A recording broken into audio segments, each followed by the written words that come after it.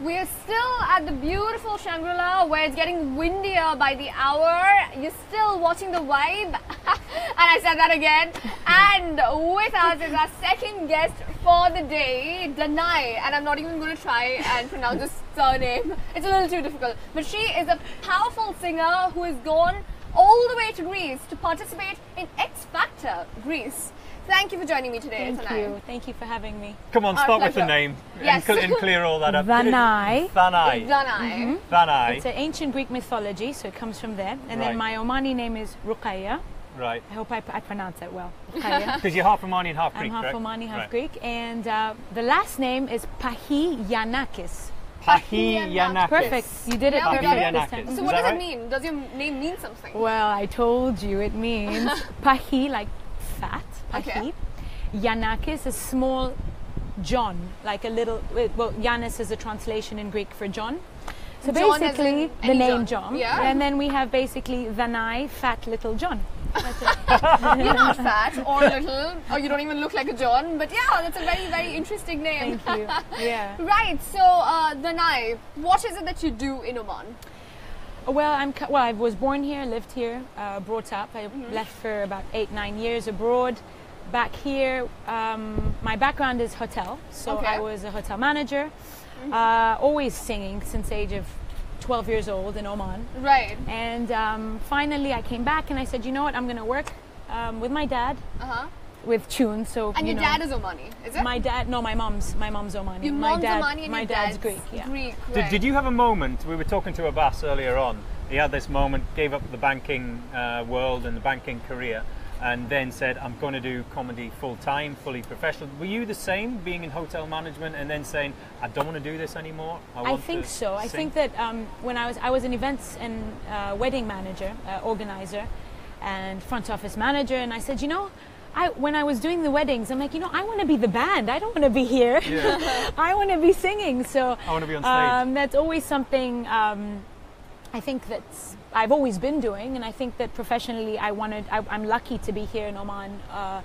having the opportunity to work for my father's company, which is related solely to music. Right. And at the same time being able to perform, being able to manage music schools. So your father is a musician too? Unfortunately, no, but he loves music and he never had the opportunity to. Is that where the influence came from, I think so, yes, yes. Right. So he just has passion for music. Right. So your case is definitely not like Abbas's, where his parents didn't want to get him into comedy. Well, no, my both parents, my mom and dad, were always very supportive of my choices. Okay. I made the final decision to go to hotel school and not music school. Right. So I was always encouraged to do whatever I really wanted to. Right. So what was your upbringing like? Omani, Greek? What was it more? I'd like to say international. Yeah. I've been to Sri Lankan school my whole life. Really? So I've been influenced with a lot of Asia, and I love that I've had the opportunity to be with all religions, all nationalities, best friends from across the world. Right. Father, you're Mediterranean, European, my mom Arab, Omani, and it's been beautiful because a real variety. I've really grown up and traveled a lot and been able to be with different cultures. So that's Okay, then I want to ask you about the X Factor experience. First of all, how did it come about? How does someone who's sitting here in Oman, other than obviously you're half Greek, how do you end up being involved in that show? Well, it's quite challenging and it was quite scary, especially when you don't speak a language fluently. So that was more. But rather than practicing my audition song, I was practicing my Greek. Oh, really? So that was more stressful for me. Yeah. Was it a Greek song that you sang? Well, no, I sang English, but I had to sort of communicate in Greek, and that was quite challenging. I understand everything, but speaking is challenging. So which song did you choose for your first appearance? My favorite artist, Joss Stone. Joss Stone, right. Originally from the UK. Soul and, just beautiful. So I sang one of her songs. And I think it was great because it was different from what the usual audition songs would be in Greece. Right. So I think that was a good point. What do they normally sing, or what were the other auditions? I mean, there was a lot of modern music, we'd say Sia and, that's... But it was all English, everybody was singing English. Actually, a lot of people did sing English. Okay. Did they give you any advice and coaching in terms of choosing the song? Did they say, look, don't sing a Greek song? Not at all. It was purely your choice? It was purely my choice. and which was nice. And yeah, eventually it was a great experience. And funny enough, I actually went to The Voice Arabia. Oh. And nothing came of it. Yeah. But this was... Was this before X Factor? Yeah, a couple of years before. But this was more... I felt good about it. You know, it was a very good experience. Right. So, how was the experience while you were at X Factor? I mean, I've heard that reality show and everything on TV is a whole new world, you know, with the lights and... The Greek X Factor, comparing to the previous, you know, the Arab Voice, it was very natural, which made you feel very comfortable. So I didn't have to overact or do things or say things. It was really a very good and well-organized production team. So it wasn't scripted or rigged, nothing like that? Was this in Athens, was it? This was in Athens. Right, okay. And it was really, that was what was really nice, because I've been to previous shows and you're so stressed about the video and they're telling you what to say and, you know, trying to change your personality. And so this was really nice and it was a great experience. Especially to be in front of a camera. Yeah. It's not fun. Again. It's horrible. You know, I hate pictures and cameras and recordings and so ironic you're saying it today. You do know you're live, don't you? I know. Hello. No, but it's you know, when it's like big pictures of yourself when you have to pose and it's do all the publicity work. Yeah. Do you have any interaction? Because I've always wanted to know this with regards to singing shows. Do you have any interaction with the judges panel before you do your thing? Do you meet them? Do you say hello? No, not in the beginning. You have no contact at all. They've never seen you. Nothing. So there can't be any bias? No. Or do you think they maybe have their eye on certain people before you even get on stage? I do think that because at the end of the day they do get the profiles of the musician, and obviously if you're somebody who's somebody who's somebody, they've formulated an opinion. They've already, you know. But I think that when you're good, you're good. Right. And I think that it's sad when you're not good that you get somewhere, and everyone at the end of the day will realize. Right. So because there's a number of X Factor contestants and Idol contestants who have finished as runners-up, sometimes third or fourth, and ended up with a fabulous career. Exactly. What was a bit disappointing for me for the whole... I mean, I didn't expect... I'm someone who's very... I don't expect to win. I don't think I'm the best, or I don't think that I... But what was I mean, I reached quite an achievement to be top 10 out of 4,000 contestants. Oh, you top know. 10 is it? 4,000? Wow. Yeah, top 10 out of my category. So there was only 40 people that got selected out of 4,000 people. So to be there, to be speaking the language, to try, I think that was a great opportunity. And I always tell people out there, try, dream big and plan and do what you want, because life's gonna go. And but that's a great perspective that you've got tonight, which is sort of like, okay, I might not have won it, but at least I went and had a crack at it. Exactly. There's a lot of, the most famous way of putting it is keyboard warriors, isn't it? You know, there's a lot of keyboard warriors out there. Equally, there's a lot of people who sit on their sofa and say, you know, they and become pass the judges, judgment. basically. Yes, pass judgment. And it's so important. I have an album that I've launched, and I'll be doing. What's it called? It's called Between Two Doors. Between Two Doors. And I wanted to bring you a copy, but I'm so unorganized that I forgot. But I will give you a copy, and you can get online. It's everywhere. Okay. And, when's it released?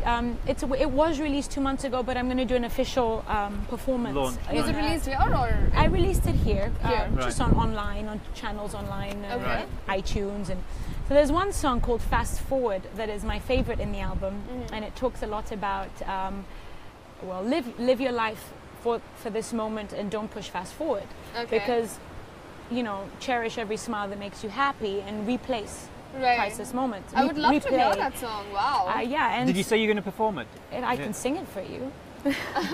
Give us the chorus. Okay, so it goes, live your life at this moment, don't push fast forward, pause every smile that makes you happy, replay priceless moments. Oh, wow, it's that's so fabulous. Beautiful. That's fabulous. So it's one of my favorite songs, and it talks a lot about negative people. You know, we always have surroundings where people are like, oh no, don't bother, you're not good enough, or you're not, you know, everybody. And try to refrain yourself from negative surroundings, because that's going to make you negative, and you're just... And if you put yourself, if you put yourself on stage in the public eye, front of camera.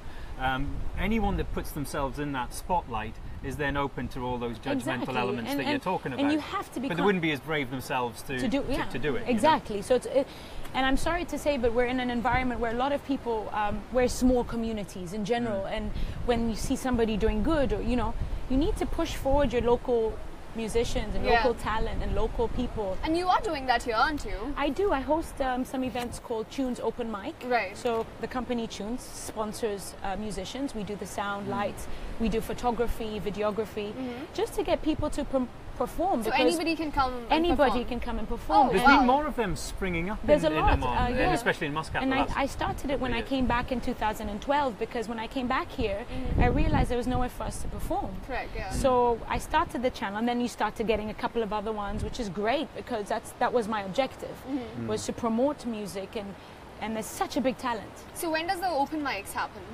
Usually on a Saturday, once or twice a month. At 2.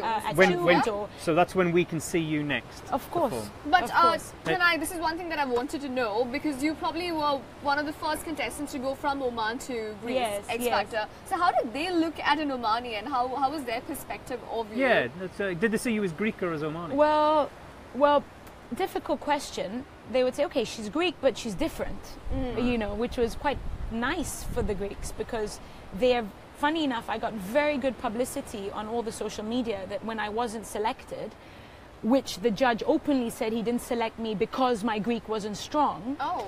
He openly announced that. People were furious. Yeah. So you had a lot of comments on social media. No such thing as bad publicity, is there? Yeah, it was it. So it was very nice to see the support from my country as well, and yeah. Right, so it was nice. Right. So, but did they know of the country Oman before you went there? No, they didn't. They confused it for Oman. So put them. So that was great. So I'm like, put Oman on the map. I'm from Oman, Yeah, so it was very cool. But what was the most challenging thing of being in the competition for you? As I said, the language. Nothing else. Nothing else. I mean, I'm so used to performing now that it was mostly that. So what's next for you, Thanae?